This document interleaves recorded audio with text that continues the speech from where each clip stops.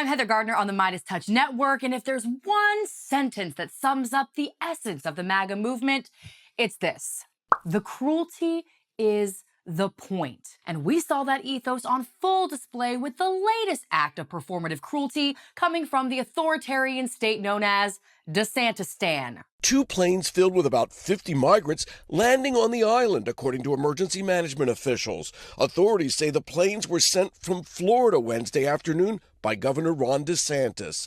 This video, provided by DeSantis' office, which says it was obtained by a source on the ground, appears to show the migrants' arrival on the island. DeSantis' office saying the planes were part of the state's relocation program to transport illegal immigrants to sanctuary destinations. What an asshole. And let's break down this little program. DeSantis used taxpayer dollars to ship 2 planes of migrants, which included the elderly and children, to a blue state. And he makes no qualms about it. Yes, if you have folks that are inclined to think Florida's a good place, our message to them is we are not a sanctuary state, and it's better to be able to go to a sanctuary jurisdiction. And yes, we will help facilitate that transport for you to be able to go to greener pastures. Okay, first of all, I love that DeSantis is like, don't come to my shithole state. Let me send you off to a better one. But facilitate? That greener pastures state was given no notification this was happening. The migrants, who themselves weren't even told where they were going, were just dropped off and left. Why? So DeSantis could score a few cheap political points with the MAGA base. That is some pretty fucked up shit. Yeah, sure is. And despite Ronnie's victory lap, there's just one glaring issue here. The migrants weren't apprehended in Florida. They were from Texas.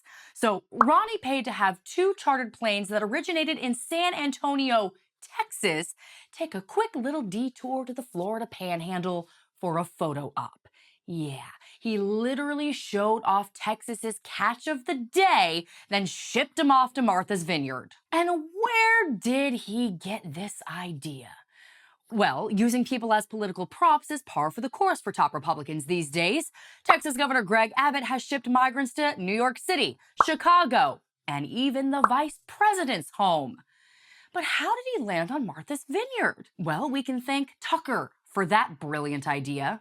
They are begging for more diversity. Why not send migrants there in huge numbers? Let's start with 300,000 and move up from there. As the island gets stronger, more. And listen, Fox News, aka state media for the Republican Party, plays a big part in this story because if you look anywhere else, like on reputable news sites and in Twitter especially, Ron is being reamed. But Twitter ain't real life, especially when Fox News has also created a fantasy where DeSantis is the hero. Some of the people, according to the Boston Globe, did not know where they were. Well, you know what? If you don't know where you are, you're in Martha's Vineyard, one of the most spectacular progressive celebrity destinations in the world. It's not a great time to buy, though, if you're an illegal I don't think they're in the market. Oh, they know? You know, they sell you.